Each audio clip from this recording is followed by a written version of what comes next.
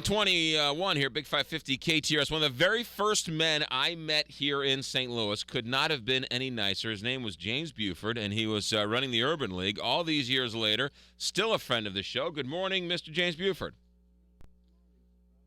Good to see you. Been a while. Yeah, it has been a while. Tell your wife I said hello. She was in the leadership class with us, the best leader. She speaks highly of you, although you don't believe me. Let's get to it. You are here representing Better Together, which is an organization, and let me see if I have this right.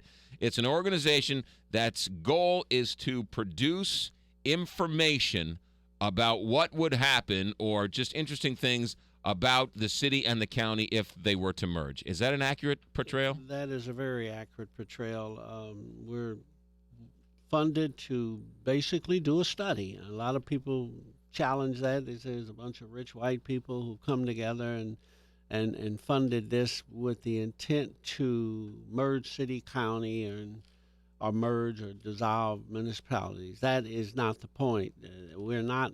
And many of these people, McGraw, I've worked with for years. I didn't retire to get involved with something that is going to impugn my reputation. I trust these individuals, and what we really want to do is just compile the data, put it out there. It's online, do these 6 different studies of different aspects of our community, and then let the chips fall where they may. And that doesn't mean that a lot of us on the board don't believe or do believe that we should have some form of consolidation of governance. We're spending $2 billion, which we think can be reduced drastically and put into services. We're losing ground against our competition like Louisville and Indianapolis and others.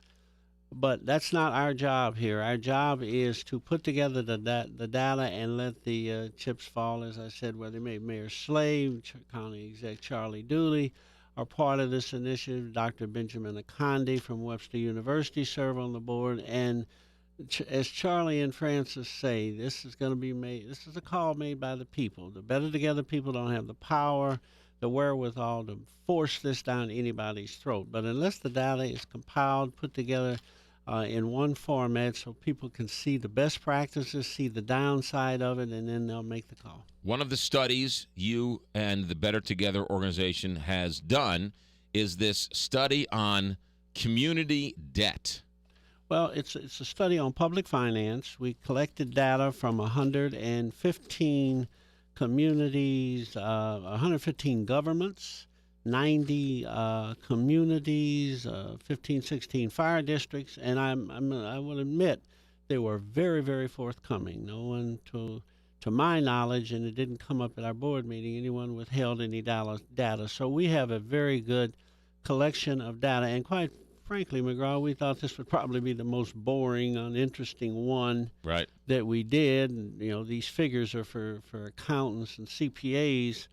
And some of the data is so small on the sheet I had to use a magnifying glass. I think a lot of that is because of my age, but it's because of so many governments.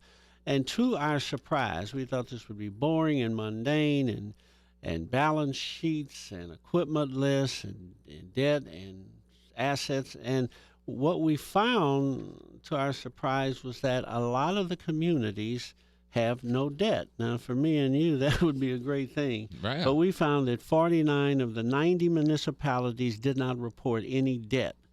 But it's good for me and you, but it's not good for governments and communities because it's debt.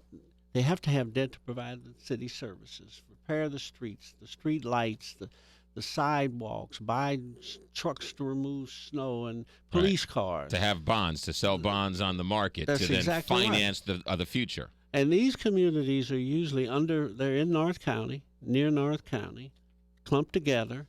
We find their communities of 5,000 or less, and we find that they're predominantly African-American communities. And these communities, because of succinctly, fragmentation is an obstacle to grow your community. We didn't think we would find that. Fragmentation is a structural impediment to community reinvestment. And these are, let's go back to when we separated, the city separated from the county. It was around, as you know, the issue of Civil War, which was race. Sure. And a lot of these municipalities we found were created to be homogeneous, which means keep black folk out or keep folk like them in places like Bellree, Belnor, Beverly Hills, Glen Echo Park, Northwoods, Pasadena Hills, Pasadena Park. In fact, Blackjack some years ago, and I remember this as a young man, incorporated to respond to a HUD plan to build a housing project. And they didn't want the housing project. The courts ruled that it was an ultimate a zoning attempt to prevent African Americans from moving into Blackjack, and it was thrown out. Here's the irony of it, though, McGraw. All these communities that I mentioned today are predominantly black, Right. so it didn't work. So we have fragmented poor people, African Americans in North County in these communities, and these communities are not going to grow. They're going to get worse. And, there's always the phrase, those people don't take care of their neighborhood. Those people don't have the ability to because they can't sell bonds and make improvements. It's so fascinating, and you're right. It sounds dry. You're going to do a study on community debt, and it comes back with 49 of the 90 different communities don't have debt, and you think, whoa, what a great run St. Louis metropolitan area, until you realize, hey, wait a minute, they don't have any public debt because they're not no one will give them any money. That's exactly right. And if you can't give them any money, you can't build infrastructure to get companies, to get new housing, to get new schools. And so all it will do is continue to deteriorate and get worse. And housing values go down. I mean, it's a domino effect. People can do with this information what they want, but it was a surprise to us, and we felt we needed to point it out. We've got 5 more studies to go, and it'll be interesting if this one we thought, which would be so mundane and boring, came up with this, what will the others do? But we had to do this first because this is the foundation. You have to compile your finances and see what the foundation is. What has been the reaction to this study from some of these people in these communities? Well, this was presented a week from today. Last week at St. Louis University sponsored a forum on this at the law school, and some of the mayors of these communities were there, and they said, well, you need to dig deeper because this could be our ability to manage our communities without making debt. But I knew some of these mayors, and they don't have police departments, fire departments. They're so small, 15, 20, 30 block radius, that they don't need these services. The reaction has been defensive. Wait a minute now, municipalities are not the demons here. We're not the devils. And we didn't say that. All we said that here's the data. The communities, the municipalities aren't reacting that favorably toward it and trying to explain it away. But I think on the whole, it's for the community as a whole to take a holistic approach and a broader look at it. It's almost so interesting because today, if a politician stood up and said, my town doesn't have any debt, they would be cheered as a well-run community. But in essence, it's really the opposite is true. They can't invest in themselves. That's exactly right. So it's a really juxtaposition. It is. You're also calling.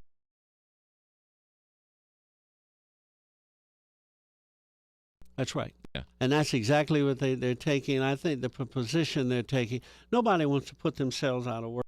There are people on the whole that aren't trusting of our initiative. They think we have a hidden agenda. Right. And again, I wouldn't be involved with it if I thought that was the case. And if that agenda should pop up somewhere down the road, I'll be the first to say it. I'm here to represent the community, but specifically for 30 years, I represented African-American people. I'm not going to change that now and do anything to hurt them, but we got to collect this data. What are the other studies that are coming down the pike? I had a list of them here, and let me see. I'll read them to you right now if my eyes can.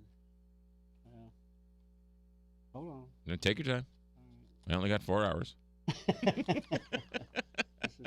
James Buford is with us. He is representing the Better Together organization, which is collecting data all about the city and the county to have a citywide, countywide, community-wide discussion about a city-county merger. Okay, here they are. The first one is public finance. Our next one is economic development. Next is public health, public safety, parks, recreation, infrastructure, and finally, administration. All right, and that's all coming down over the next couple of months. It'll be about 15 months. James Buford, you are always welcome on this show. Thank you very much. We appreciate your service to the community. Tell your wife I said hi, and have a good weekend. Thank you. Thanks for having me. Where can people find more information about the study? Is there a website? Just the Better Together website, which I don't have available. Go online and BetterTogether.com? bettertogetherstl.com.